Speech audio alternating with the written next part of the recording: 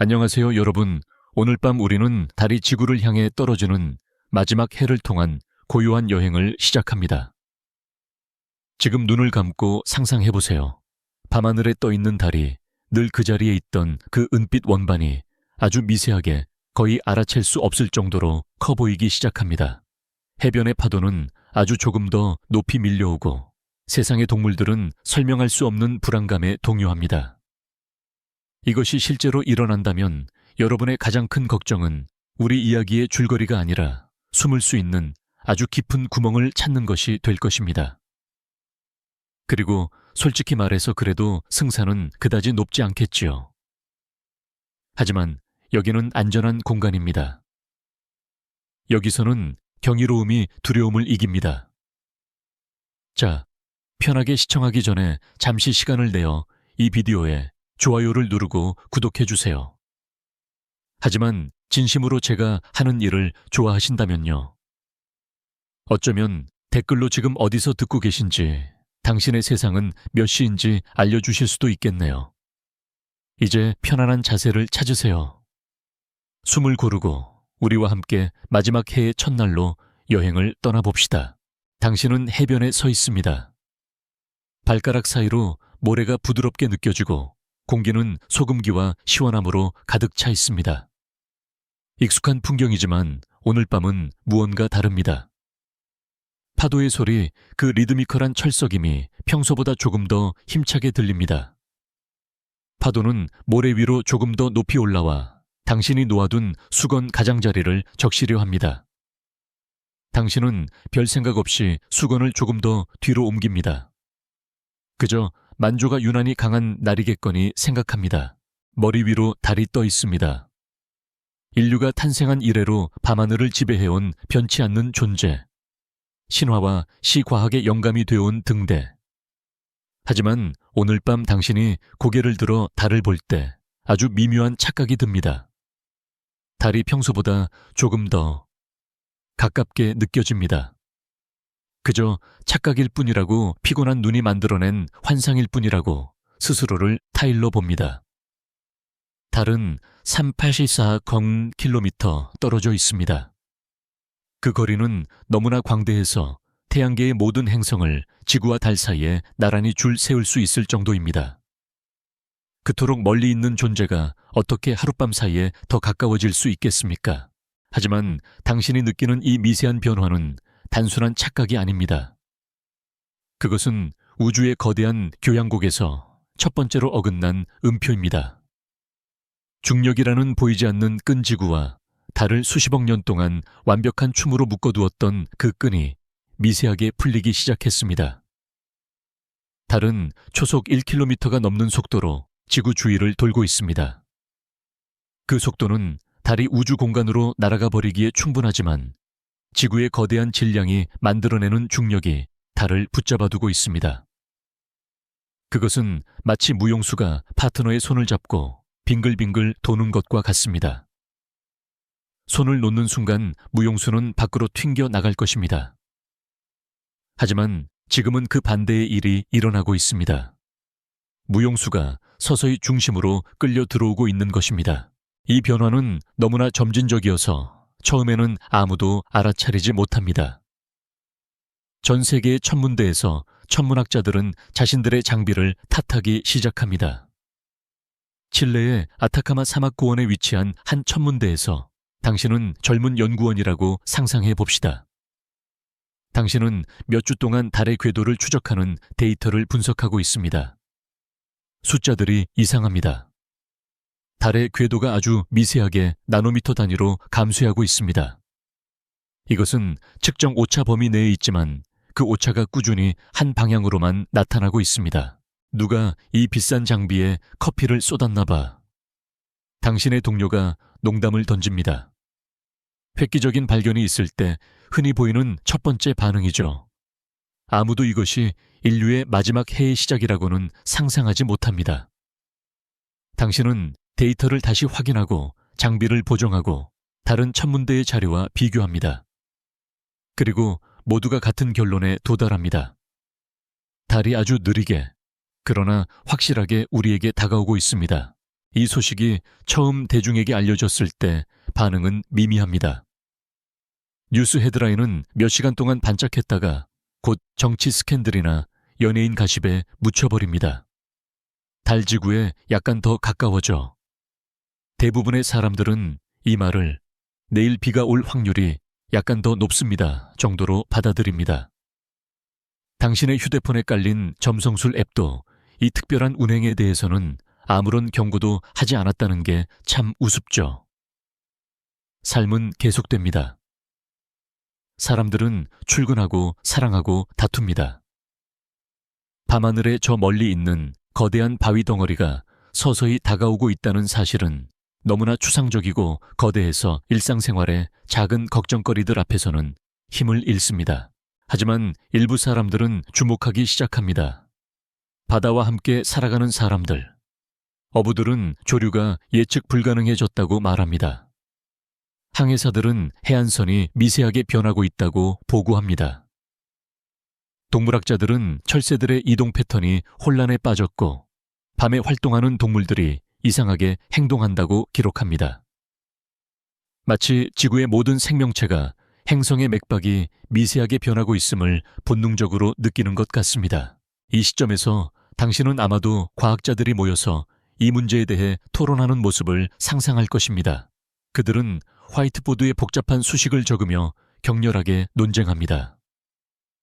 달 붕괴 연쇄 반응이나 중력 공명 캐스케이드 같은 용어들이 오갑니다.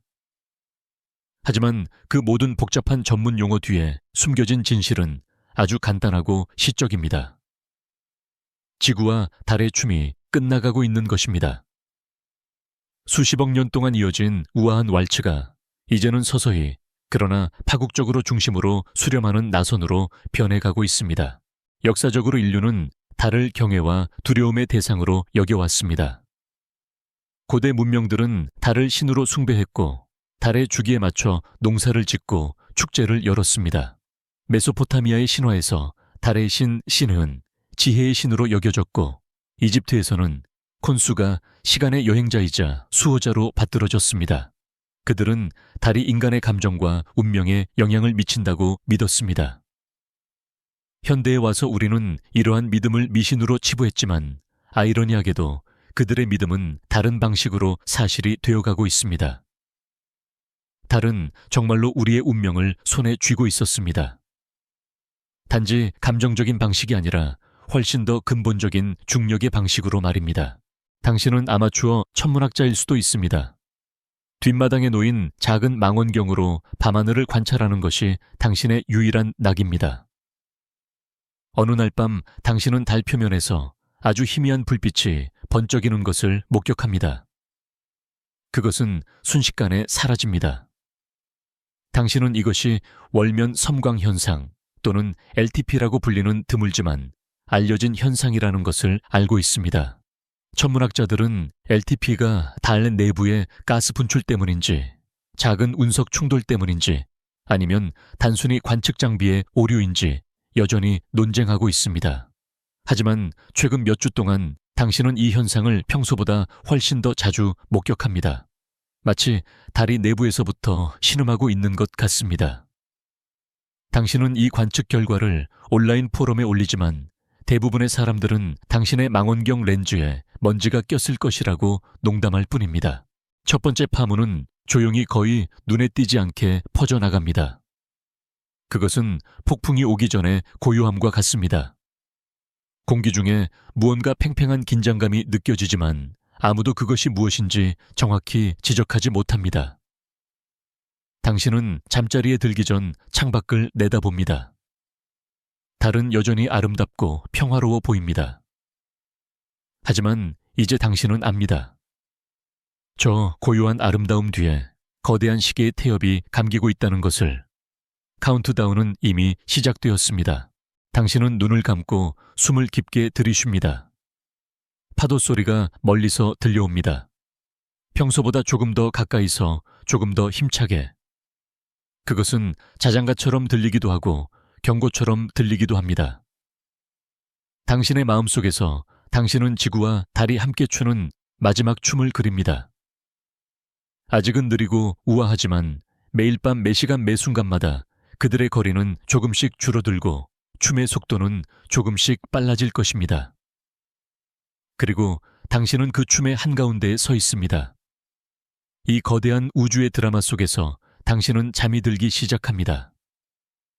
아직은 안전하게, 아직은 고요하게. 첫 번째 물결은 그저 당신의 발목을 부드럽게 적실 뿐입니다. 아직은 당신은 잠에서 깨어납니다. 어젯밤 당신의 발목을 적시던 그 부드러운 파도 소리는 더 이상 자장가가 아닙니다. 그것은 이제 끊임없는 집요한 속삭임이 되어 당신의 창문을 통해 스며듭니다. 세상은 하룻밤 사이에 변하지 않았습니다. 그것은 몇 달에 걸쳐 서서히 그러나 무자비하게 변했습니다. 달은 이제 250.1000km 거리에 있습니다. 그 숫자는 여전히 추상적으로 들릴지 모르지만 그 결과는 이제 너무나 구체적이어서 외면할 수 없습니다. 당신은 텔레비전을 켭니다. 화면은 당신이 알던 세상을 비추고 있지만 마치 초현실주의 화가가 그린 그림처럼 왜곡되어 있습니다. 뉴욕의 월스트리트 세계금융의 심장이었던 그곳은 이제 고요한 운하가 되었습니다.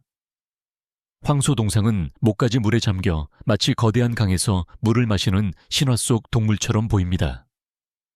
런던의 템스 강둑은 사라졌고 강물은 웨스트민스터 궁전의 계단을 핥고 있습니다. 베네치아의 산마르코 광장은 이제 거대한 터키석 빛깔의 호수이며 비둘기 대신 물고기 떼가 고대 모자이크 위를 헤엄쳐 다닙니다. 이것은 격렬한 쓰나미가 아닙니다. 폭력적인 파괴가 아닙니다. 그것은 훨씬 더 소름 끼치고 훨씬 더 최종적인 것입니다. 그것은 조용하고 끈기 있는 점령입니다. 바다는 수세기 동안 인류가 자신에게서 빼앗아갔던 땅을 되찾고 있습니다. 해수면은 전 세계적으로 5m 상승했습니다. 5m. 그것은 그다지 큰 숫자처럼 들리지 않을 수도 있습니다. 어른의 키 3개 정도. 하지만 그 5m는 문명의 경계를 다시 그었습니다. 당신은 이 모든 것을 안전한 내륙의 아파트에서 지켜보고 있을 수도 있습니다. 화면 속의 장면들은 너무나 멀고 비현실적이어서 마치 잘 만든 재난 영화의 한 장면처럼 느껴집니다. 하지만 당신의 심장은 그것이 현실임을 알고 있습니다. 당신은 해안 도시에 살던 친구나 가족에게 전화를 걸어보지만 연결음은 계속 울리기만 합니다. 혹은 당신이 바로 그곳에 있는 사람일 수도 있습니다. 당신은 마이애미의 한 아파트 20층에 살고 있습니다. 몇 주 전만 해도 당신의 발코니에서는 활기찬 해변과 끝없이 펼쳐진 도시의 불빛이 보였습니다. 이제 당신의 발코니 아래로는 오직 물만 보입니다. 길들은 사라졌고 자동차들은 산호초가 되어버린 채 물속에 잠겨 있습니다. 이웃 건물들은 외로운 섬처럼 솟아 있습니다. 정의는 며칠 전에 끊겼습니다. 당신은 마지막 남은 통조림을 먹으며 군용 보트가 자신을 발견해 주기를 기다리고 있습니다. 밤이 되면 하늘의 달은 위협적일 정도로 커 보입니다. 그 은은하고 부드럽던 달빛은 이제 당신의 수중 감옥을 비추는 차가운 탐조등 같습니다. 해안 지역에서의 대피는 인류 역사상 가장 거대한 이주를 촉발시켰습니다. 처음에는 질서전연했습니다. 정부는 단계별 대피 계획을 발표했고 사람들은 며칠이면 돌아올 수 있을 것이라는 희망을 품고 짐을 쌌습니다. 하지만 물은 계속 차올랐고 일시적 대피는 영구 이주가 되었습니다. 이제 해안으로 향하는 고속도로는 텅 비어 물에 잠겨 있고 내륙으로 향하는 도로는 끝없는 주차장이 되었습니다. 당신의 예전 일상적인 출퇴근길이 이제는 편안한 시골 드라이브처럼 느껴질 정도의 교통체증입니다. 이러한 혼란 속에서 새로운 경제가 탄생합니다. 해변가 부동산은 더 이상 예전 같은 투자 가치가 없습니다. 사실 요즘 부동산 중개인들은 대홍수 이후 매물을 전문으로 취급하는데 이는 잠수함은 직접 가져오세요를 멋지게 표현한 말일 뿐입니다. 깨끗한 식수는 금보다 비싸졌고 대피 경로를 따라 암시장이 형성되었습니다. 인류는 위기에 적응하는 놀라운 능력을 가지고 있지만 그 적응의 과정은 결코 아름답지 않습니다. 당신은 역사가라고 상상해 봅시다. 당신의 전문 분야는 잃어버린 도시들입니다. 당신은 이집트의 헤라클레이온에 대해 강의하곤 했습니다. 한때 번성했던 항구 도시였던 헤라클레이온은 천년도 더 전의 지중해 속으로 가라앉았다가 최근에야 해저 고고학자들에 의해 재발견되었습니다.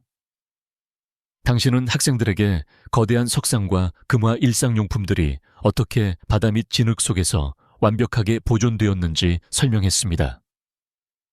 고고학자와 역사가들은 헤라클레이온의 정확한 침몰 원인이 무엇인지, 즉 지진으로 인한 토양 액상화였는지 아니면 수세기에 걸친 삼각주의 점진적인 침하였는지 여전히 논쟁하고 있습니다. 이제 당신은 당신의 강의 자료가 실시간으로 눈앞에서 펼쳐지는 것을 보고 있습니다. 뉴욕의 메트로폴리탄 박물관, 파리의 루브르 박물관, 상트페테르부르크의 에르미타주 박물관의 일부가 물에 잠겼습니다. 수천 년의 인류 예술과 역사가 소금물에 서서히 부식되고 있습니다. 이것은 단지 땅과 건물의 상실이 아닙니다. 이것은 기억의 상실입니다. 정체성의 상실입니다. 당신은 자문합니다. 1000년 후에 미래의 고고학자들이 잠수정을 타고 맨해튼의 폐허를 탐사할 때 그들은 우리에 대해 무엇을 발견하게 될까? 그들은 우리의 동상과 기념물, 우리의 책과 그림을 보며 어떤 결론을 내릴까? 1세기에 걸쳐 바다와 싸워온 도시 베네치아의 운명은 특히 가슴 아픕니다. 그들의 정교한 운하 시스템과 뜬돌 기초공법은 물에 맞선 인간의 독창성을 보여주는 증거였습니다. 하지만 그 오랜 전투는 이제 결정적으로 패배했습니다. 베네치아는 더 이상 간조 때 잠시 모습을 드러내는 도시가 아닙니다. 그것은 완전히 물속에 잠겼습니다. 당신은 베네치아의 마지막 관광객들이 곤돌라 미니어처 대신 나는 슈퍼타이드에서 살아남았다라고 적힌 구명보트를 사지 않았을까 상상해 봅니다. 1장에서 언급했던 그 이상한 현상들을 기억하십니까? 달 표면의 섬광 동물들의 이상 행동. 한때 무시되거나 사소한 이상 현상으로 치부되었던 그것들은 이제 이 파괴적인 교향곡의 서곡이었음이 명백해졌습니다.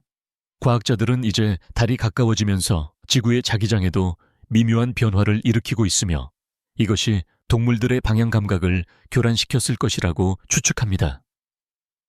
그들은 우리보다 먼저 알고 있었던 것입니다. 밤이 되면 당신은 창밖을 내다봅니다.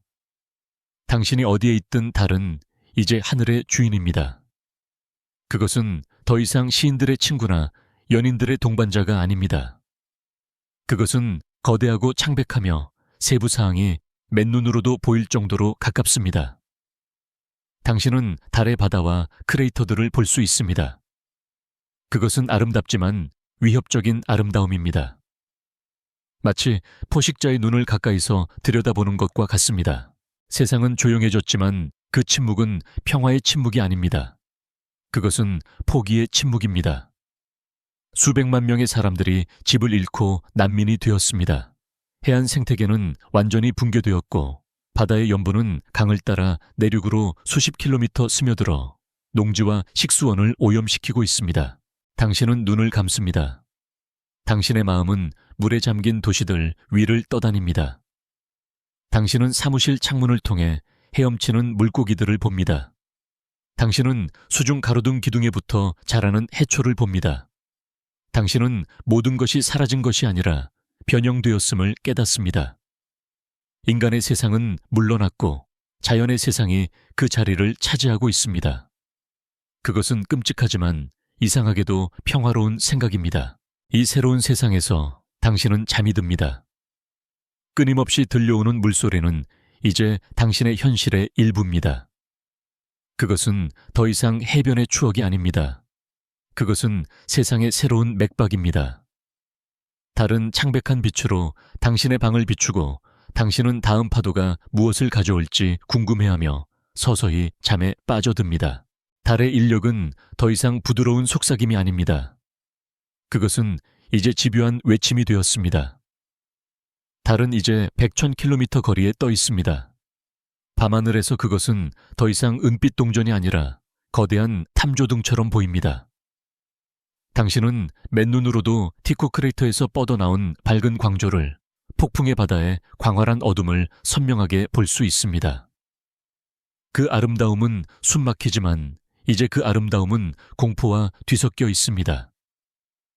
그 결과 전 세계의 바다는 30m나 솟아올랐습니다. 10층 건물 높이의 물벽이 해안선을 영원히 다시 그렸습니다. 이 장에서 당신이 목격했던 침수된 도시들은 이제 완전히 사라졌습니다.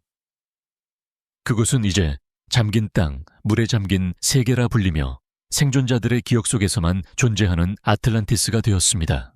이제 이야기는 물가에서 멀리 떨어진 곳 공기가 희박하고 땅이 하늘과 가까운 곳으로 옮겨갑니다. 이것은 인류의 대이주 산으로의 피난 이야기입니다. 당신은 그 행렬의 일부입니다. 당신의 등에는 당신이 구할 수 있었던 모든 것이 담긴 배낭이 매달려 있고 당신의 마음에는 당신이 잃어버린 모든 것의 무게가 얹혀 있습니다. 고속도로는 더 이상 자동차를 위한 길이 아닙니다. 그것은 수백만 명의 사람들이 끝없이 이어지는 강물이 되어 내륙의 고지대를 향해 흘러가는 보행로가 되었습니다. 버려진 차들은 녹슨 기념비처럼 길가에 서 있고 그 사이사이에 임시 캠프들이 버섯처럼 돋아나 있습니다. 밤이 되면 수천 개의 모닥불이 마치 땅에 떨어진 별자리처럼 도로를 따라 반짝입니다. 이것은 1930년대 미국 태평권의 더스트 보울 2주를 연상시킵니다. 그때도 수백만 명의 오키들이 가뭄과 먼지 폭풍이라는 환경재앙을 피해 캘리포니아의 약속된 땅으로 향했지만 그들을 기다린 것은 편견과 고난이었습니다. 지금 전 세계가 그들의 오키의 어이가 되었습니다. 해안 사람, 저지대인이라 불리는 당신들은 더 나은 삶이 아니라 그저 삶, 그 자체를 찾아 헤매고 있습니다. 당신의 목적지는 덴버, 캘거리, 멕시코시티와 같은 고지대 도시 중 하나입니다. 한때 스키 휴양지나 산악관광으로 유명했던 이 도시들은 이제 인류의 마지막 보루 현대판 노아의 방주가 되었습니다. 하지만 방주는 이미 만원입니다. 당신이 마침내 도시에 도착했을 때 당신을 맞이하는 것은 환영의 손길이 아니라 경계의 눈빛과 굳게 닫힌 문입니다. 원래 주민들과 새로 유입된 난민들 사이의 긴장감은 공기처럼 팽팽합니다. 자원은 한계에 다다랐습니다. 식수 배급은 하루에 한 병으로 제한되고 정의는 하루에 몇 시간만 들어옵니다. 사회학자와 도시계획가들은 도시의 기반 시설이 인구 압력하에서 붕괴되는 티핑 포인트에 대해 여전히 논쟁하고 있습니다. 그것이 갑작스러운 실패인지 아니면 아무것도 남지 않을 때까지 서비스가 서서히 잠식되는 것인지. 당신은 그 학술적 논쟁이 실시간으로 당신의 눈앞에서 펼쳐지는 것을 목격하고 있습니다.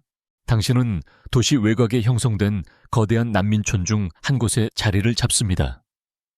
낡은 방수포와 판자로 지은 임시 거처입니다. 여기서 전망 좋은 방이란 바다를 내려다보는 방이 아니라 비가 새지 않고 이웃의 취사 연기가 얼굴로 들어오지 않는 건조한 공간을 의미합니다. 프라이버시는 사라진 지 오래고 위생은 과거의 사치가 되었습니다.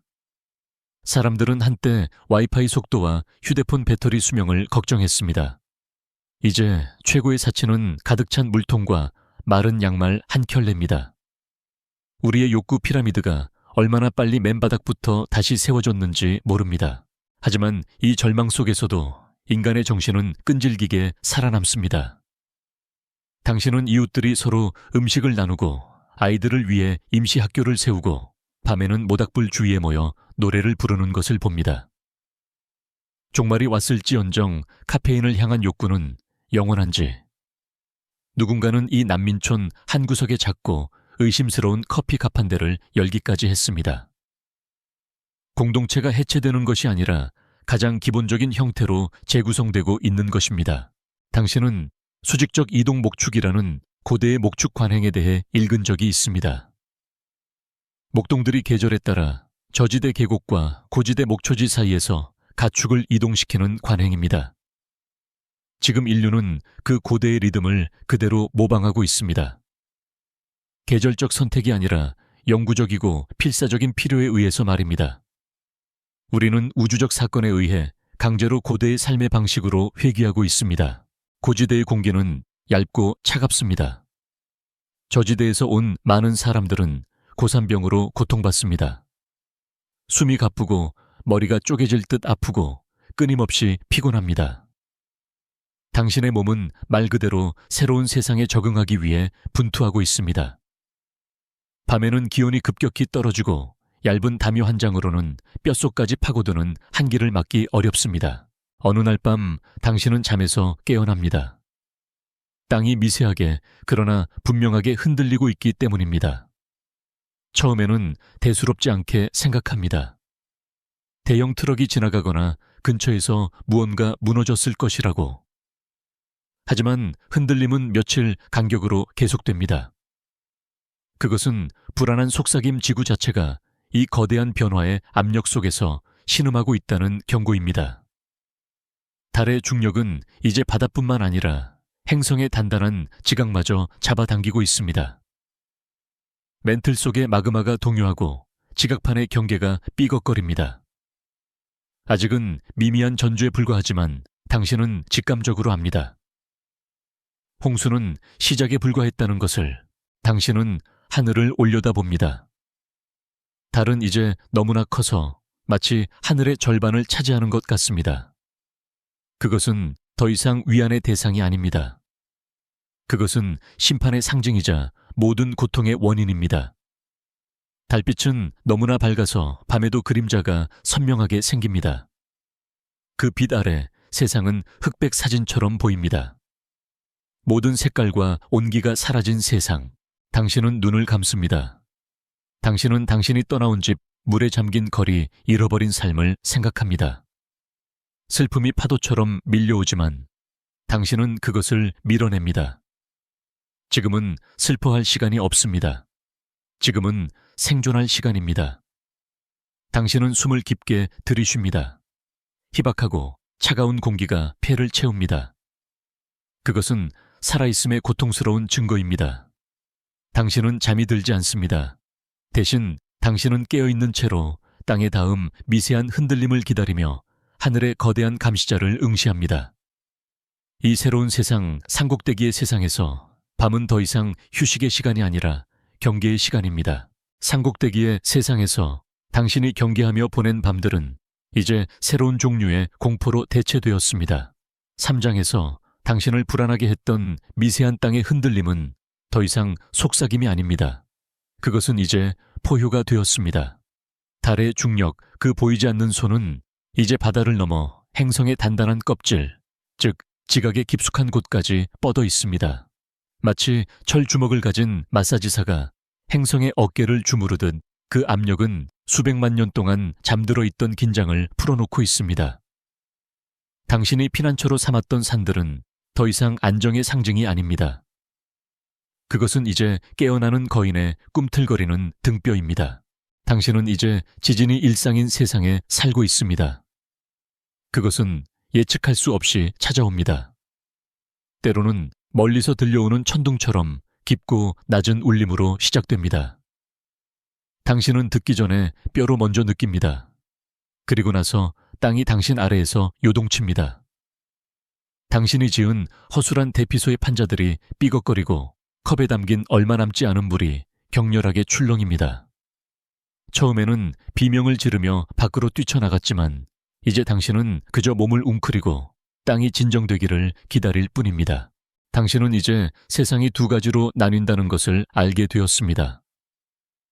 홍수로 세상을 잃은 사람들과 이제 불로 세상을 잃어가고 있는 사람들.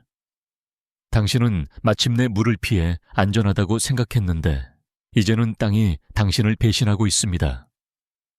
마치 행성이 인류와 가위바위보 게임을 하려는 것 같은데 바닥을 뚫고 바위를 낸 것만 같습니다. 이 현상은 국지적이지 않습니다. 그것은 전 지구적입니다. 뉴스. 이제는 간헐적인 단파 라디오 방송으로만 들을 수 있는 불의 고리 전체가 깨어났다고 전합니다. 태평양을 둘러싼 이 거대한 지각 활동대는 전 세계 화산의 75%와 지진의 90%가 발생하는 곳입니다. 지금 그 모든 잠재된 분노가 한꺼번에 터져 나오고 있습니다. 안데스 산맥에서 일본 열도에서 인도네시아의 섬들에서 화산들이 수십 년 혹은 수백 년의 침묵을 깨고 활동을 재개합니다. 어느 날 밤 당신의 캠프에서 멀리 떨어진 산봉우리가 붉게 빛나기 시작합니다. 처음에는 그저 노을이 비친 것이라고 생각합니다. 하지만 그 빛은 사라지지 않고 밤이 깊어질수록 더욱 밝고 위협적으로 변합니다. 다음 날 아침 그 산봉우리는 검은 연기 기둥을 하늘로 내뿜고 있습니다. 로키 산맥 관광청이 새로운 브로셔에 활화산 칼데라 전망이나 정기적인 지진 활동을 특징으로 내세우지는 않겠지만 밤마다 보이는 용암의 불빛이 어떤 특정한 분위기를 더하는 것은 인정해야 합니다. 며칠이 지나자 하늘은 회색빛으로 변합니다. 태양은 희미한 원반이 되고 한낮은 영원한 황혼처럼 느껴집니다. 그리고 화산재가 내리기 시작합니다. 그것은 눈처럼 부드럽게 내리지만 차갑지 않고 거칠고 따끔거립니다. 그것은 모든 것을 덮습니다. 당신의 옷, 당신의 음식, 당신의 머리카락. 당신은 숨을 쉴 때마다 목구멍에서 사포 같은 느낌을 받습니다. 산비탈의 깨끗하던 눈은 이제 검은 먼지로 뒤덮여 있습니다. 당신은 서기 79년 베수비오 화산 폭발에 대해 배운 것을 기억합니다. 로마의 도시 폼페이와 헤르쿨라눔을 순식간에 묻어버린 그 재앙. 당시 사람들은 자신들이 비옥한 땅 번영하는 도시에서 안전하게 살고 있다고 믿었습니다. 그들은 베수비오가 휴화산이라고 생각했습니다. 당신은 플리니우스 2세가 그의 삼촌의 죽음과 그 끔찍한 날의 사건들을 어떻게 기록했는지 떠올립니다. 하늘이 검게 변하고 화산재와 돌멩이가 비처럼 쏟아져 내리던 모습. 지금 당신은 그 고대의 기록을 직접 살고 있습니다. 당신이 피난처로 삼았던 덴버와 캘거리는 거대한 산맥 위에 자리 잡고 있으며 그 산맥은 지질학적으로 죽은 것이 아니라 단지 잠들어 있었을 뿐입니다. 이전 지구적인 재앙은 더 깊은 과학적 질문을 제기합니다. 지질학자와 화산학자들은 공간 분출의 정확한 메커니즘에 대해 여전히 논쟁하고 있습니다. 즉, 세계의 한 지역에서 발생한 대규모 분출이 전 지구적 압력 변화를 통해 멀리 떨어진 다른 화산들을 촉발시킬 수 있는지에 대한 것입니다. 이제 그 논쟁은 당신의 눈앞에서 잔인하게 해결되고 있습니다. 달의 중력은 그 모든 것을 연결하는 방아쇠입니다. 행성 전체가 하나의 거대한 압력솥이 되었고 달이 그 밸브를 열어젖힌 것입니다. 이것은 단순한 화산 폭발이 아닙니다. 이것은 초화산의 위협을 현실로 만듭니다. 당신은 약 75천 년 전 인도네시아의 토바 초화산 폭발에 대한 다큐멘터리를 본 적이 있습니다. 그 폭발은 너무나 거대해서 화산 겨울을 유발하고 인구 병목 현상을 일으켜 초기 인류의 수를 급격히 감소시켰다고 합니다. 지금 전 세계에서 수십 개의 화산이 동시에 폭발하면서 당신은 인류가 또 다른 병목 현상, 어쩌면 마지막 병목 현상을 향해 가고 있음을 깨닫습니다. 당신의 비상용 키트에는 정수 필터와 구급 반창고가 들어있었습니다. 지금은 그것이 터무니없이 부적절하게 느껴집니다. 아무도 용암 방패나 내진 신발을 챙길 생각은 하지 못했으니까요. 생존의 규칙이 다시 한번 바뀌었습니다.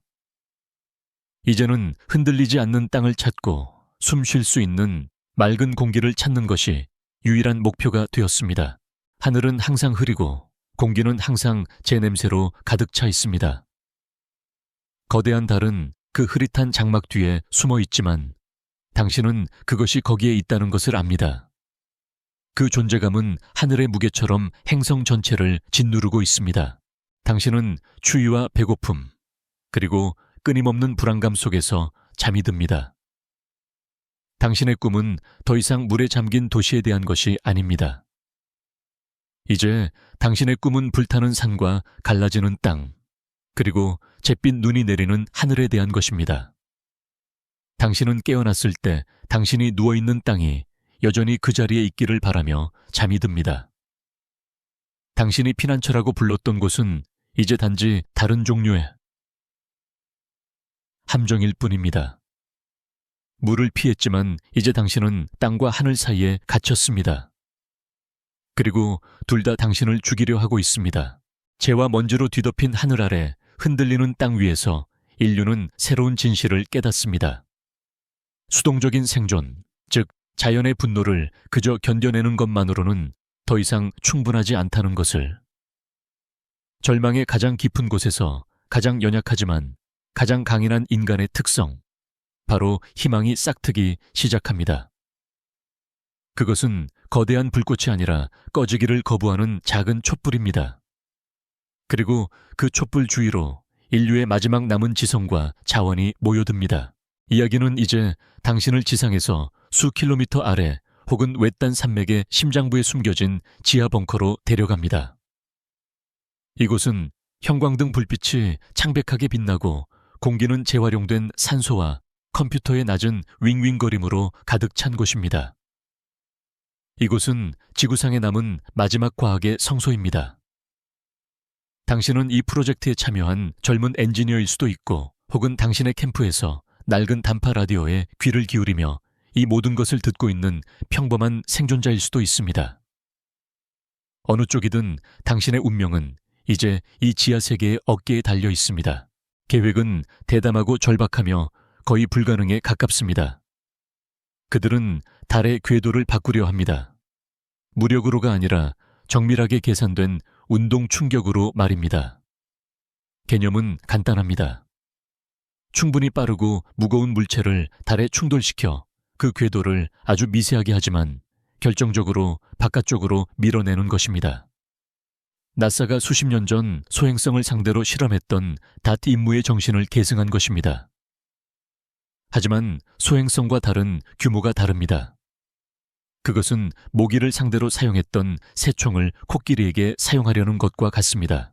물리학자와 엔지니어들은 달과 같은 거대하고 불균일한 천체에 운동 충격체 이론이 얼마나 효과적인지에 대해 여전히 논쟁하고 있습니다.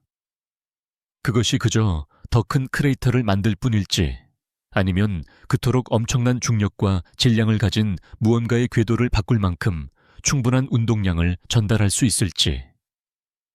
그 학문적 질문은 이제 인류의 마지막 도박의 핵심이 되었습니다. 그들은 그것이 효과가 있을지 모릅니다. 그것은 물리학으로 계산된 기도입니다. 그들은 이 우주선을 사자 시자, 즉 메신저라고 부릅니다. 더 큰 바위를 치기 위해 설계된 매우 비싸고 매우 빠른 바위라는 본질에 비하면 좀 시적인 이름이죠. 하지만 이런 시기에는 약간의 시가 당신이 가진 전부입니다. 이 우주선은 인류의 마지막 단어 우주를 향한 저항의 한 음절입니다. 당신은 아폴로 계획의 오래된 기록 영상을 본 것을 기억합니다. 특히 아폴로 11호. 그것은 달을 향한 인류의 가장 위대한 여정이었고 인류의 단결과 성취의 상징이었습니다. 닐 암스트롱의 한 인간에게는 작은 한 걸음이지만 인류에게는 위대한 도약이라는 말. 이제 인류의 가장 위대한 여정은 달에 맞서는 것이며 생존을 위한 임무입니다. 이 새로운 임무는 마지막 도약입니다. 전 세계의 마지막 남은 자원들이 이 하나의 목표를 위해 긁어 모아집니다.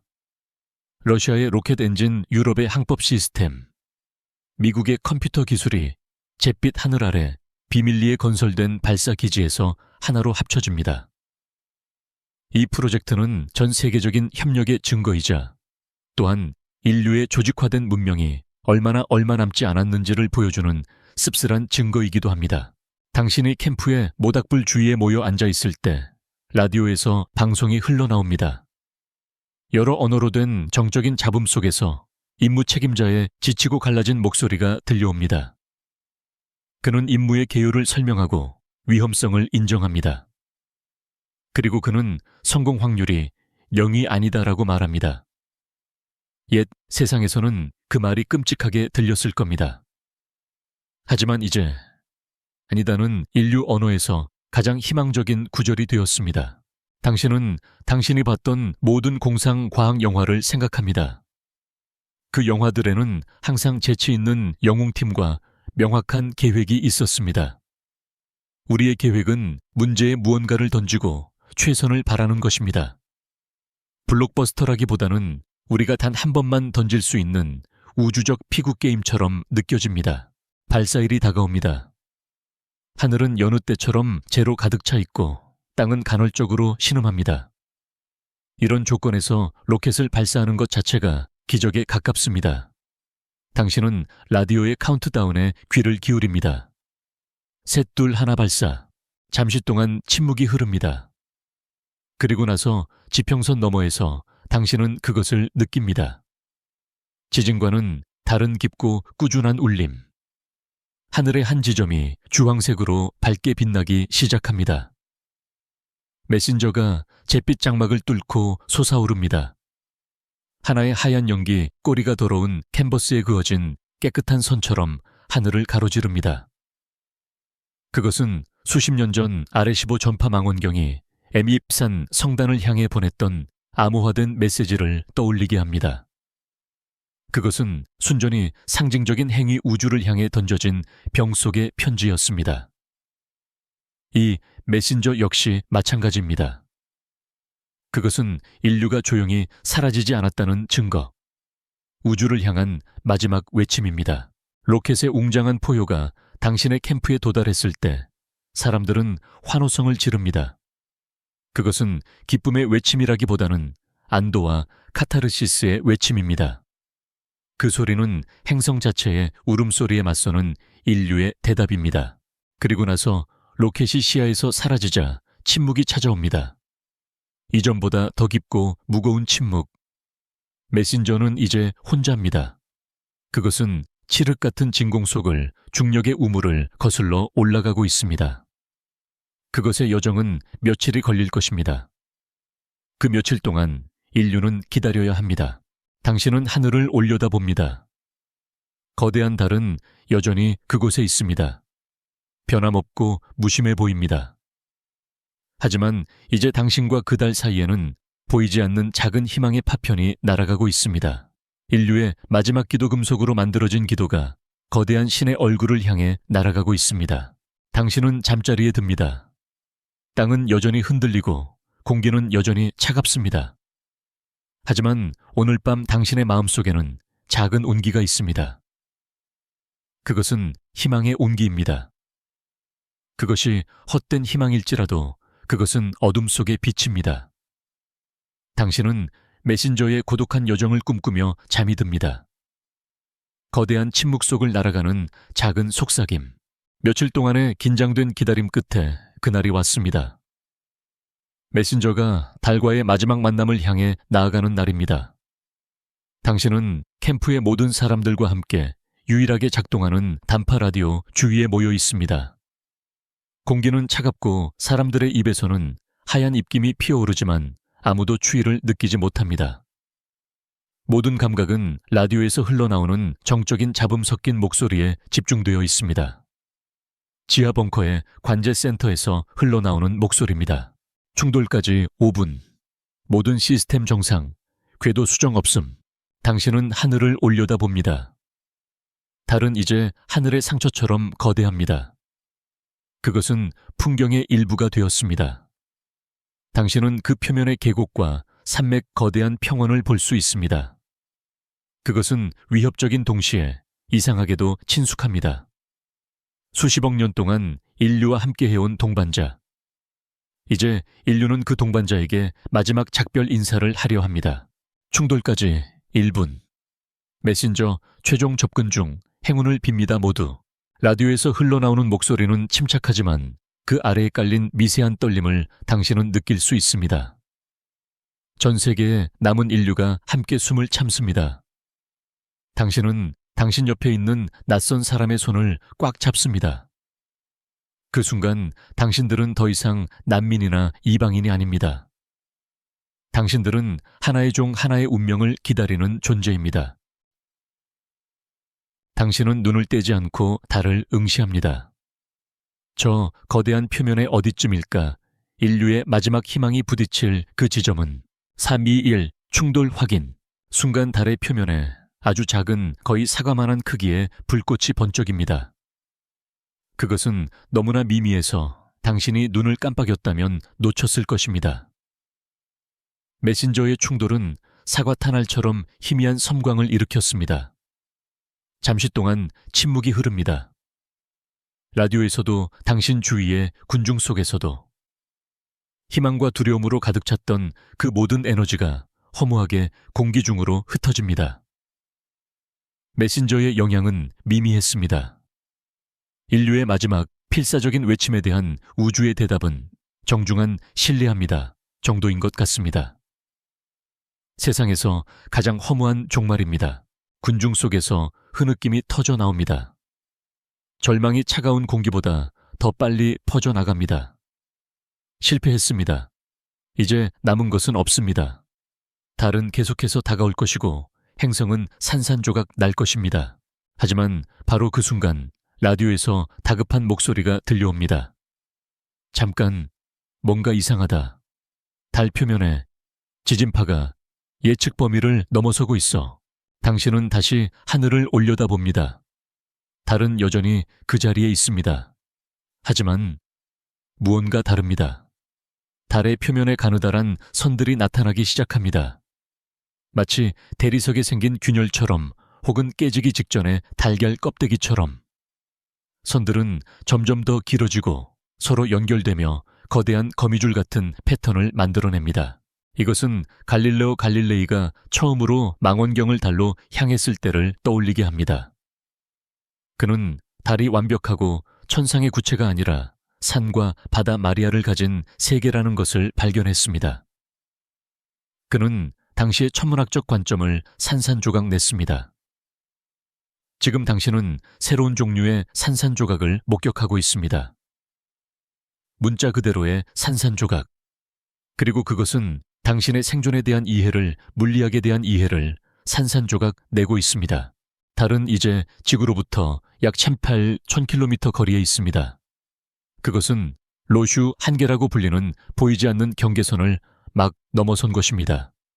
프랑스의 천문학자 에두아르 로슈가 19세기에 계산한 이 한계는 자신의 중력으로 뭉쳐있는 천체가 다른 천체의 기조력에 의해 부서지기 시작하는 지점입니다. 달을 하나로 묶어두던 자체 중력보다 지구의 거대한 중력이 달의 앞면과 뒷면을 잡아당기는 힘의 차이가 더 강해진 것입니다. 메신저의 충돌은 그저 이 거대한 과정에 방아쇠를 당겼을 뿐입니다. 그것은 결정적인 원인이 아니라 마지막 집단이었습니다. 달이 해체되기 시작합니다. 그것은 폭발이 아닙니다. 훨씬 더 기이하고 훨씬 더 조용한 과정입니다. 마치 실타래가 풀리듯 달의 거대한 지각 조각들이 천천히 소리 없이 벗겨져 나옵니다. 달은 진공 속으로 먼지를 흘려보내기 시작합니다. 거대한 먼지와 얼음의 강물이 달의 상처에서부터 우주 공간으로 쏟아져 나옵니다. 당신은 1994년 슈메이커 레비 가의 혜성에 대한 다큐멘터리를 기억합니다. 그 혜성은 목성의 로슈 한계를 지나가면서 수십 개 이상의 조각으로 찢어졌고 그 조각들은 며칠에 걸쳐 목성에 충돌하며 거대한 상처를 남겼습니다.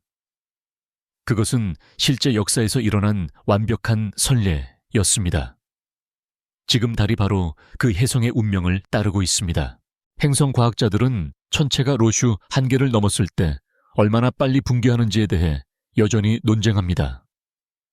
그것이 갑작스럽고 치명적인 실패인지 아니면 구성과 회전에 따라 더 점진적으로 껍질이 벗겨지는 과정인지.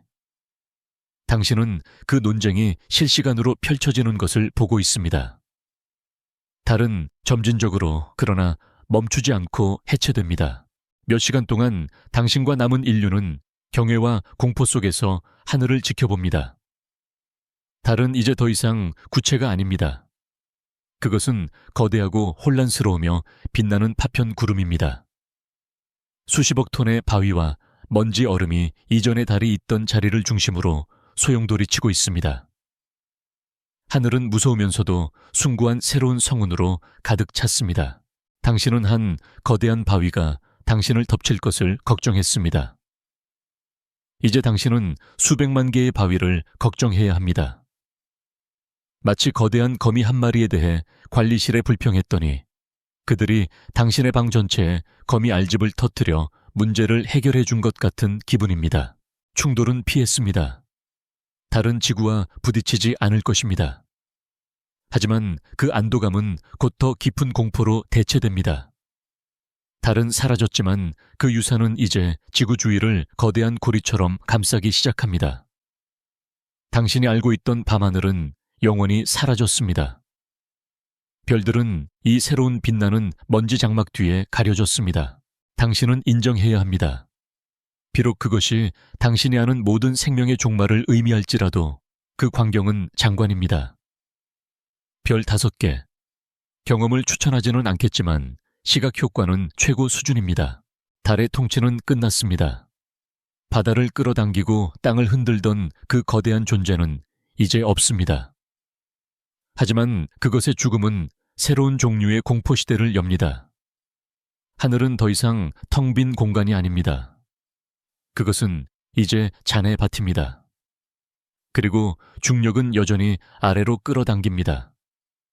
당신은 고개를 들어 소용돌이치는 파편 구름을 보며 이 모든 것이 언제 떨어지기 시작할지 궁금해합니다. 6장에서 당신이 목격했던 장엄하고 끔찍한 광경, 즉 달의 해체는 이제 새로운 국면으로 접어들었습니다. 하늘에 떠 있는 빛나는 파편 구름은 더 이상 조용한 천체 현상이 아닙니다. 그것은 당신 머리 위에 매달린 장전된 산탄총입니다. 그리고 중력은 서서히 그러나 확실하게 방아쇠를 당기고 있습니다. 처음에는 아름다웠습니다. 하늘은 이전에는 볼 수 없었던 유성으로 가득 찼습니다.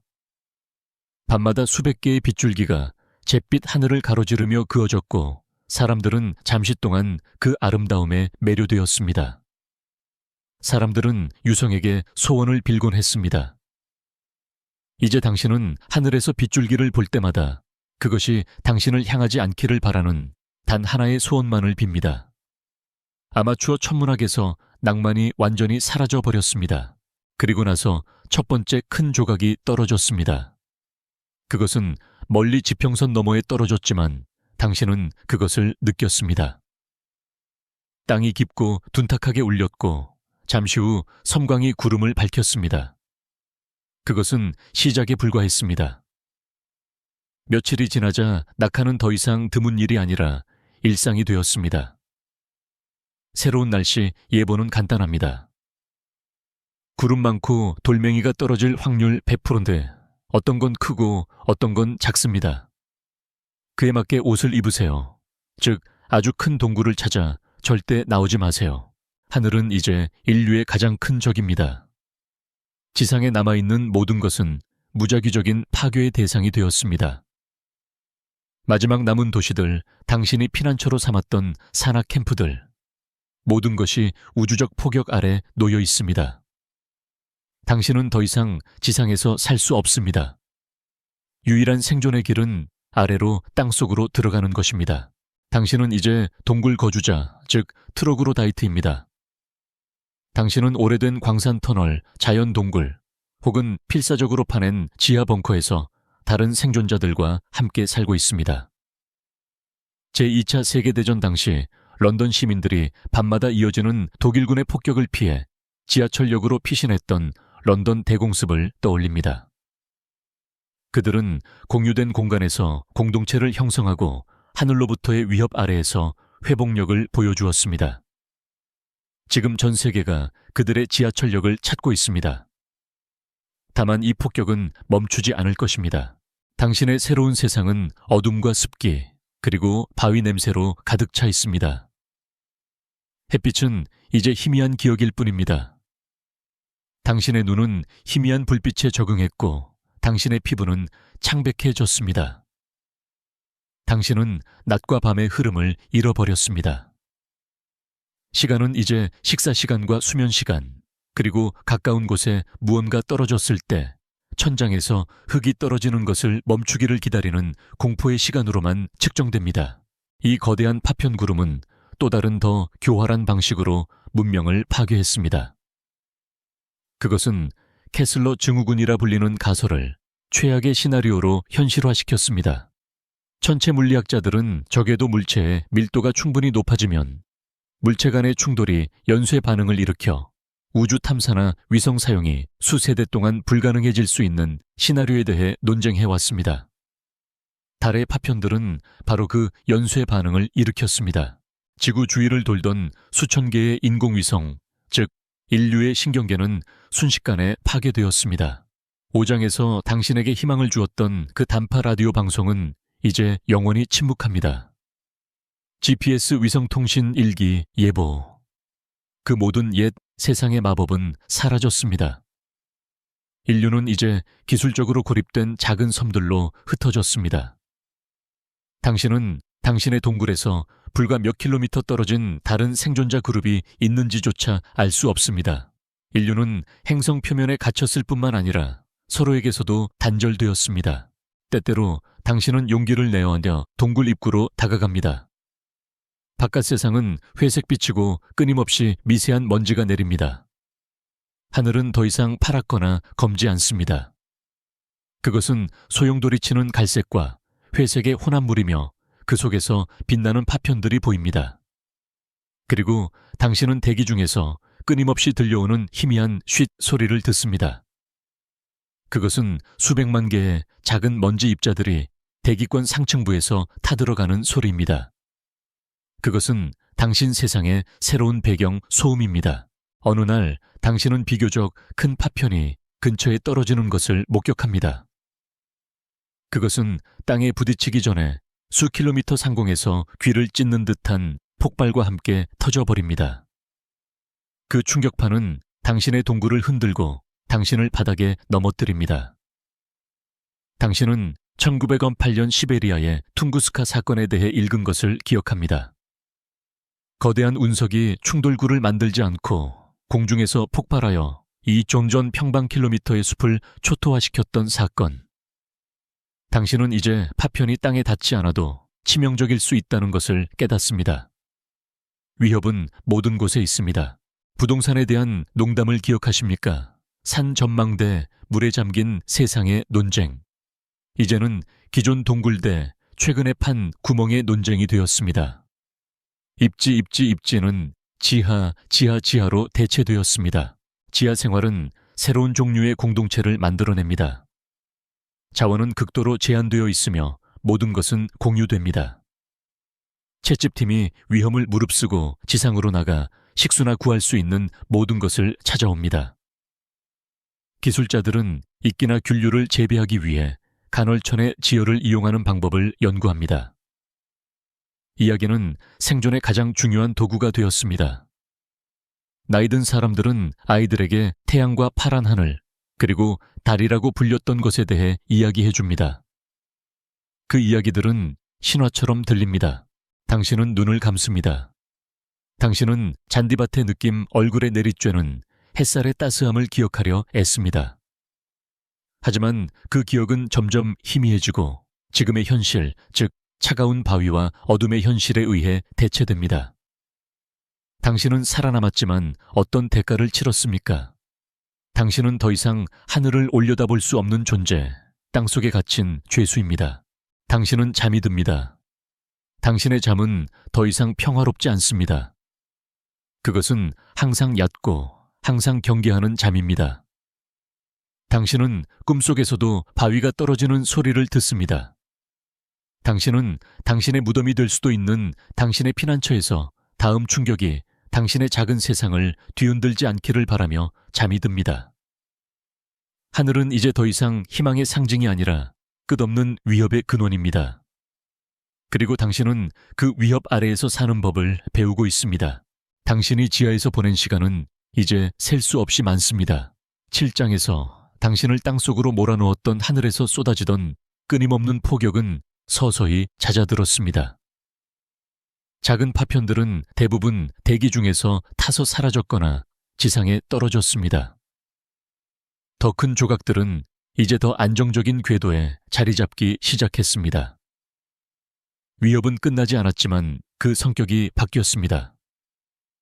즉각적이고 폭력적인 죽음의 위협은 이제 느리고 조용하며 훨씬 더 전면적인 소멸의 위협으로 대체되었습니다. 당신은 다른 채집 팀원들과 함께 동굴 입구에 서 있습니다. 바깥 세상으로 나가는 것은 여전히 위험하지만 이제는 필수적인 일이 되었습니다. 당신이 입구 밖으로 첫 발을 내딛었을 때 당신을 덮치는 것은 추위입니다. 그것은 단순한 겨울의 추위가 아닙니다. 뼛속까지 파고드는 생명력이 없는 깊은 추위입니다. 그리고 당신은 하늘을 봅니다. 당신의 숨이 멎습니다. 혼란스럽게 소용돌이치던 파편 구름은 이제 사라졌습니다. 그 자리에 하늘을 가로지르는 거대하고 완벽하며 반짝이는 고리가 자리 잡고 있습니다. 그것은 수십억 개의 작은 얼음과 바위 조각들이 햇빛을 반사하며 마치 다이아몬드 가루로 만든 강처럼 보입니다. 그것은 당신이 본 것 중 가장 아름다운 광경이며 동시에 가장 끔찍한 광경입니다. 토성의 고리보다 더 밝고 더 가까운 이 새로운 구조물은 지구의 영원한 왕관이자 영원한 족쇄가 되었습니다. 이 아름다운 고리는 치명적인 대가를 치릅니다. 그것은 햇빛을 가립니다. 태양은 이제 하늘에서 희미하고 흐릿한 원반일 뿐입니다. 세상은 영원한 황혼 혹은 새벽의 빛 속에 잠겨 있습니다. 낮에도 충분히 밝지 않고 밤에도 충분히 어둡지 않습니다. 이 영원한 여명 속에서 세상은 색을 잃고 그림자는 길고 희미합니다. 이 햇빛의 부족은 지구의 기후를 근본적으로 바꾸어 놓았습니다. 행성은 새로운 빙하기로 접어들고 있습니다. 당신은 당신의 동굴에서 멀지 않은 계곡 아래로 빙하가 서서히 그러나 멈추지 않고 전진하는 것을 봅니다. 한때 푸르렀던 산비탈은 이제 하얀 서리와 눈으로 뒤덮여 있습니다. 모든 것이 얼어붙고 잠들어가는 것 같습니다. 긍정적인 측면을 보자면 이제 음식이 상할 걱정은 절대 할 필요가 없을 겁니다. 행성 전체가 이제 거대한 냉동고가 되었으니까요. 모든 구름 혹은 이 경우엔 거대한 죽음의 고리에도 한 가닥 희망은 있는 법이죠. 당신은 1816년 여름이 없었던 해에 대해 읽은 것을 기억합니다. 1815년 인도네시아 탐보라 화산의 대폭발 이후 대기 중에 화산재가 햇빛을 가려 북방구 전체의 기온을 떨어뜨렸습니다. 그해 여름 유럽과 북미에서는 농작물 실패와 기근이 발생했습니다. 그 암울한 여름 동안 스위스에 머물던 메리 셸리가 소설을 쓴 것은 우연이 아닙니다. 지금 당신의 세상은 단 한 해의 여름 없는 해가 아니라 영원히 여름 없는 시대를 맞이하고 있습니다. 하지만 추위보다 더 교활하고 근본적인 변화가 일어나고 있습니다. 그것은 당신이 들이마시는 공기 자체의 변화입니다. 당신은 숨을 쉴 때마다 폐가 약간 아프고 조금만 움직여도 숨이 차는 것을 느낍니다. 공기가 희박해졌습니다. 그 이유는 당신 주위에 죽어가는 식물들에 있습니다. 지상에 남아있던 나무와 풀 이끼들은 햇빛 없이는 광합성을 할 수 없습니다. 광합성, 즉 식물이 이산화탄소를 흡수하고 산소를 내뿜는 그 기적적인 과정이 멈춘 것입니다. 바다에서도 마찬가지입니다. 해수면 아래의 식물성 플랑크톤, 지구 산소의 절반 이상을 생산하던 그 미세한 생명체들도 빛이 없는 심해에서 죽어가고 있습니다. 당신은 대산소화 사건이라 불리는 약 24억 년 전의 사건에 대해 배운 적이 있습니다. 초기 광합성 남세균이 대량의 산소를 생산하기 시작했을 때 그 가스는 당시 지구의 대부분을 차지하던 혐기성 생명체에게는 독이었습니다. 이 산소 재앙은 지구 역사상 가장 큰 대량 멸종 중 하나를 초래했지만 동시에 우리를 포함한 모든 복잡한 산소 호흡 생명체의 길을 열었습니다. 지금 당신은 그 과정의 완전한 역전을 목격하고 있습니다. 광합성 생명체의 죽음으로 인한 대탈산소화 사건입니다.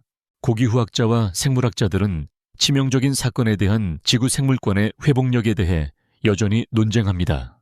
생명체는 기후와 대기 구성의 갑작스럽고 급격한 변화에 얼마나 빨리 적응할 수 있는가? 전체 시스템이 붕괴되는 돌아올 수 없는 지점이 있는가? 이제 그 논쟁은 생존의 핵심 질문이 되었습니다. 이 새롭고 차갑고 산소가 부족한 세상에서 살아남을 수 있는 것은 무엇일까? 이제 최고의 패션은 브랜드가 아니라 단열 등급에 따라 결정됩니다. 그거 새 노스페이스 재킷이야 라는 질문은 그거 주워 모은 양털 3겹에 방수포야 정말 멋져 보여 라는 말로 대체되었습니다. 당신은 당신의 지하 피난처로 돌아갑니다. 그곳은 바깥 세상의 영원한 추위로부터 당신을 보호해주지만 희박해지는 공기로부터는 당신을 보호해줄 수 없습니다. 당신의 공동체는 이제 생존의 새로운 단계를 맞이하고 있습니다. 더 이상 떨어지는 바위나 추위와의 싸움이 아닙니다. 이것은 모든 숨결과의 싸움입니다. 당신은 거대한 달이 당신을 덮칠 걱정만 하던 시절이 그립다는 것을 깨닫습니다. 그게 훨씬 더 단순하고 솔직히 더 따뜻하게 느껴집니다. 당신은 눈을 감고 당신의 폐가 힘겹게 움직이는 소리에 귀를 기울입니다. 그것은 행성 전체가 서서히 질식하고 있다는 증거입니다. 아름다운 다이아몬드 고리 아래에서 세상은 조용히 잠들고 있습니다. 그것은 폭력적인 죽음이 아니라 마취 상태에 빠지는 것과 같습니다.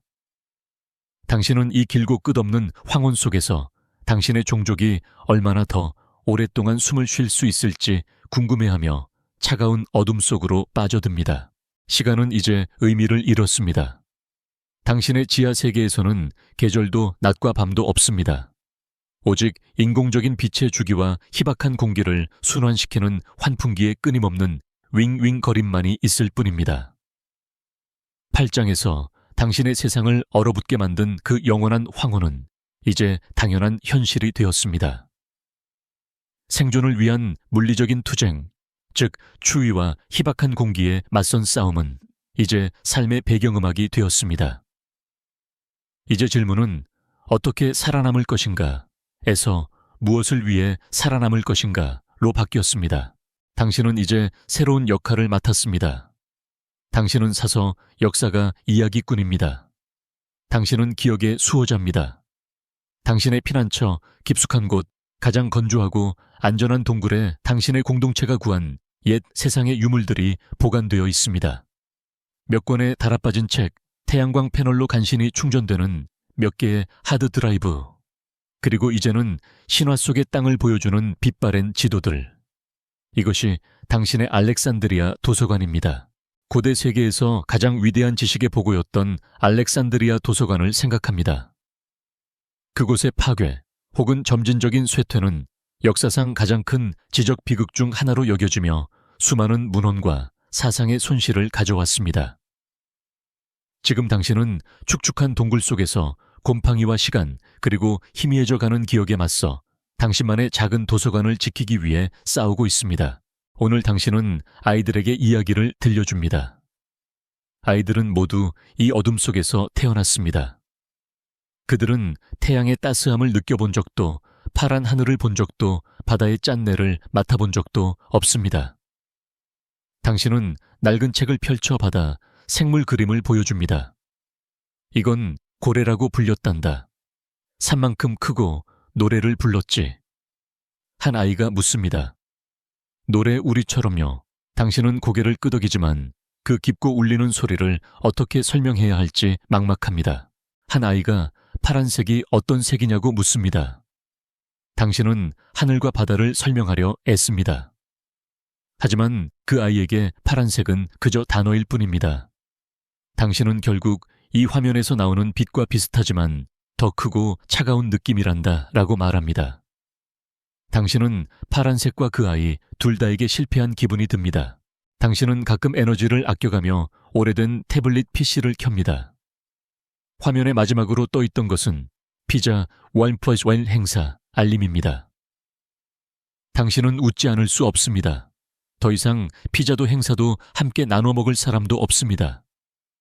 당신이 본 유물 중 가장 슬프고도 웃긴 유물입니다. 당신의 공동체는 이제 구전 전통에 크게 의존합니다. 당신은 호주 원주민들의 송라인처럼 문자가 없던 사회의 구전 전통에 대해 읽은 것을 기억합니다. 그들은 노래와 의식을 통해 이야기 항해 경로, 법 역사를 수만 년 동안 세대를 거쳐 그대로 전승했습니다. 이제 당신의 공동체도 그렇게 해야 합니다.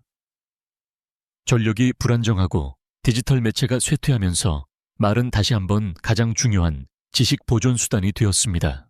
밤이 되면 당신들이 밤이라고 부르기로 정한 시간이 되면 사람들은 모닥불 대신 이끼와 균류로 밝힌 희미한 빛 주위에 모입니다. 그리고 당신은 이야기를 시작합니다. 당신은 2장에서 물에 잠긴 해안가에 대해 4장에서 땅을 흔들었던 불의 분노에 대해 이야기합니다. 당신은 5장의 메신저우와 그 필사적인 임무에 대해 그리고 6장에서 달이 산산조각 나던 그 밤에 대해 이야기합니다. 이 사건들은 이제 당신들 새로운 문명의 건국 신화가 되어가고 있습니다. 인류학자와 언어학자들은 언어의 구조가 환경에 의해 얼마나 형성되는지에 대해 여전히 논쟁합니다. 추운 기후의 문화는 눈에 대한 단어가 더 많을까? 섬 문화는 바다에 대한 어휘가 더 풍부할까? 이 논쟁은 이제 당신의 세상에서 강렬한 현실이 되었습니다. 당신의 지하 문화는 어떤 새로운 단어들을 만들어내고 있습니까? 하늘, 바다, 햇빛과 같은 개념이 더 이상 일상의 경험이 아니라 추상적인 역사적 개념이 되었을 때 언어는 어떻게 변합니까? 당신은 새로운 방언의 탄생을 목격하고 있습니다. 사람들은 이제 윗세상 업월드과 고리빅 링라이트에 대해 이야기합니다. 비는 이제 물이 아니라 돌을 의미합니다. 세상에서 사람들은 사진과 이메일을 보관했습니다. 여기서 가장 소중한 데이터 백업은 종자은행 데이터베이스와 정수필터 제작 설명서입니다. 클라우드는 더 이상 먼 나라의 서버가 아니라 이 동굴 속 사람들의 집단 기억입니다. 당신은 혼자 있을 때 옛 세상의 유령과 함께 시간을 보냅니다. 당신은 오래된 지도를 펼쳐봅니다. 국경선과 도시 이름, 이제는 존재하지 않는 대양의 이름들. 그것은 유령의 해부도와 같습니다. 당신은 오래된 오디오 파일을 재생합니다. 파도 소리, 새소리 도시의 소음. 그 소리들은 너무나 낯설고 이질적이어서 다른 행성의 소리처럼 들립니다. 기억은 유령의 팔다리와 같습니다. 이미 사라졌지만 여전히 그 존재감이 느껴지고 때때로 고통스럽게 아려옵니다. 당신은 잃어버린 세상에 대한 향수를 느낍니다. 그 향수는 고통스럽지만 동시에 위안이 됩니다. 그것은 당신이 누구였는지, 인류가 무엇이었는지를 상기시켜주기 때문입니다. 당신은 이 기억들을 보존해야 할 책임감을 느낍니다. 이 아이들에게, 그리고 어쩌면 올지도 모를 미래 세대에게 인류가 단지 어둠 속에서 생존만을 위해 분투했던 존재가 아니었음을 알려주기 위해서 우리는 한때 별을 올려다보고 시를 쓰고 바다를 건넜던 존재였습니다. 당신은 책을 덮고 희미한 불빛을 끕니다. 동굴은 깊은 침묵에 잠깁니다. 멀리서 물방울이 떨어지는 소리가 들립니다. 그것은 시간 자체가 떨어지는 소리처럼 들립니다. 당신은 잠이 듭니다. 당신의 꿈은 이제 더 이상 재앙에 대한 것이 아닙니다.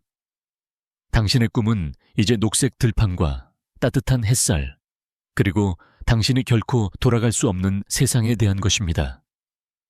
당신은 잃어버린 세계의 기록 보관자로서 그 기억의 무게와 아름다움을 안고 잠이 듭니다. 당신이 들려주었던 이야기들은 전설이 되었습니다. 전설은 신화가 되었습니다. 그리고 시간이 흘렀습니다. 수세대가 지하의 어둠 속에서 태어나고 죽었습니다. 당신이 지키려 했던 책들은 바스라져 먼지가 되었고 하드 드라이브는 마지막 전력을 잃고 침묵에 잠겼습니다. 하지만 이야기 구전으로 전해진 그 이야기들은 살아남았습니다. 그것들은 변형되고 윤색되고 신화의 옷을 입었지만 그 핵심에는 진실의 불꽃이 남아 있었습니다. 이제 당신은 다른 사람입니다. 당신은 수세기 후의 후손입니다. 당신은 당신의 공동체에서 처음으로 오랫동안 금기시되었던 윗세상으로의 순리에 나서는 젊은이 중 한 명입니다. 당신의 세계는 거대한 동굴 속에 지어진 여러 층으로 이루어진 도시입니다. 빛은 지열 발전소와 생물 발광 균류가 내뿜는 부드러운 빛에서 나옵니다. 당신의 사람들은 창백한 피부와 어둠 속에서 더 잘 볼 수 있도록 적응한 크고 민감한 눈을 가지고 있습니다. 당신들은 진정한 의미의 동굴 생물, 즉 트로그로바이트는 아니지만 인류는 새로운 환경에 맞춰 진화의 첫걸음을 내디뎠습니다. 당신은 고대의 터널을 따라 몇 시간 동안 위로 올라갑니다. 공기는 점점 차가워지고 희박해집니다. 마침내 당신은 지상으로 나오는 출구에 도달합니다. 당신의 스승은 당신에게 고대의 유물인 선글라스를 건네주며 고리빛이 처음에는 눈을 멀게 할 수 있다고 경고합니다. 당신은 바깥 세상으로 나아갑니다. 그리고 당신은 하늘을 봅니다. 당신의 폐는 경외감으로 가득 찹니다. 신화와 전설 속에서만 듣던 광경이 당신의 눈앞에 펼쳐져 있습니다.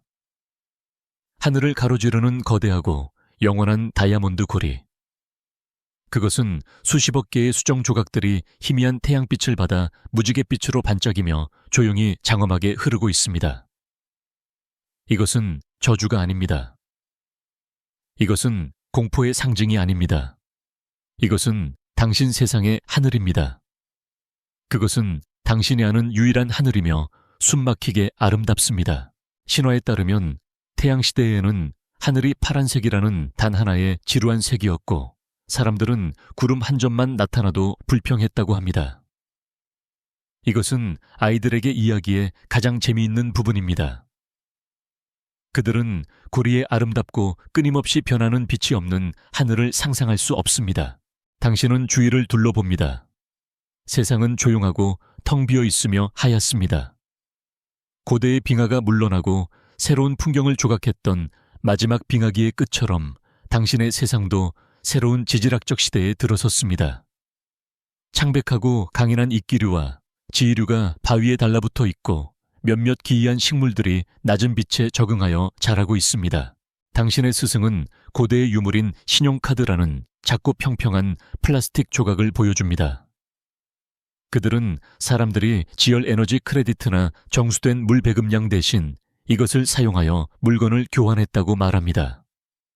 그 개념 전체가 믿을 수 없을 정도로 허술하고 비실용적으로 보입니다. 당신과 당신의 동료들은 이 차갑고 텅 빈 빛 아래에서 의식을 거행합니다. 당신들은 최초의 조상들, 즉 위대한 재앙에서 살아남은 사람들을 기립니다. 당신들은 대홍수 2장과 대지진 4장, 그리고 하늘이 무너져 내렸던 하늘 낙하 7장에 대한 노래를 부릅니다. 고대의 문헌에서는 사람들이 어둠을 두려워했다고 쓰여 있습니다. 이것은 이해할 수 없는 부분입니다. 당신의 사람들에게 어둠은 안전, 따뜻함, 집입니다. 이상하고 무서운 것은 바로 이 차갑고 텅 빈 빛을 가진 윗세상입니다. 고환경 인류학자들은 주요 환경 변화가 인류 진화를 촉진하는 역할에 대해 여전히 논쟁합니다. 기후 변화가 우리 조상들을 더 적응력 있고, 더 지적이고, 더 사회적으로 만들었을까? 위대한 재앙은 궁극적인 환경 변화였고, 그것은 인류를 새로운 무언가로 만들었습니다. 그것은 인류 존재의 다음 단계를 위한 촉매제였습니다. 순례를 마치고 당신의 지하도시로 돌아가면서 당신은 마지막으로 하늘을 올려다봅니다. 당신은 스승에게서 들었던 가장 오래된 신화 창조 신화를 생각합니다. 이야기는 이렇게 시작됩니다. 태초에 지구에게는 달이 없었다. 신화에 따르면 아주 오래전 테이아라고 불리는 방랑 행성이 젊은 지구와 충돌했습니다. 그 거대한 충격은 지구를 거의 파괴했지만 그 파편에서 우리의 달이 태어났습니다. 수십억 년 동안 그 달은 지구의 동반자였고 조수를 만들고 기후를 안정시키고 생명을 키웠습니다. 그리고 마침내 그 달의 죽음, 즉 위대한 재앙은 당신의 세상을, 이 다이아몬드 하늘을 가진 세상을 창조했습니다. 당신은 깨닫습니다. 이것은 단지 파괴의 이야기가 아니라는 것을. 이것은 순환의 이야기입니다. 파괴를 통한 창조의 이야기. 테이아의 죽음이 달을 낳았듯이 달의 죽음은 이 새로운 세상을 낳았습니다. 고리는 저주가 아니라 탄생의 흔적입니다. 그것은 당신들의 영원한 유산입니다. 당신은 이 새로운 깨달음의 온기를 품고 따뜻하고 안전한 어둠, 당신의 집으로 돌아갑니다. 이제 이야기는 끝났습니다. 당신의 여행도 끝났습니다. 바깥 세상은 당신의 창문 너머에 있고 당신의 세상은 조용합니다. 당신은 당신의 침대에 안전하게 누워 있습니다. 하늘의 다이아몬드 고리의 빛이 당신의 방을 부드럽게 비춘다고 상상해보세요. 그것은 더 이상 위협이 아니라 고요한 아름다움입니다. 당신의 숨소리는 행성에 느리고 평화로운 맥박과 같습니다. 모든 것이 조용하고 모든 것이 평화롭습니다. 당신의 마음속에 떠다니던 생각들은 이제 밤하늘의 먼 별처럼 멀어집니다. 당신은 안전합니다. 당신은 편안합니다. 이제 깊고 평화로운 잠 속으로 빠져들 시간입니다. 눈꺼풀이 무거워지고 몸이 이완되며 당신의 의식은 부드럽게 어둠 속으로 녹아듭니다. 잘 자요.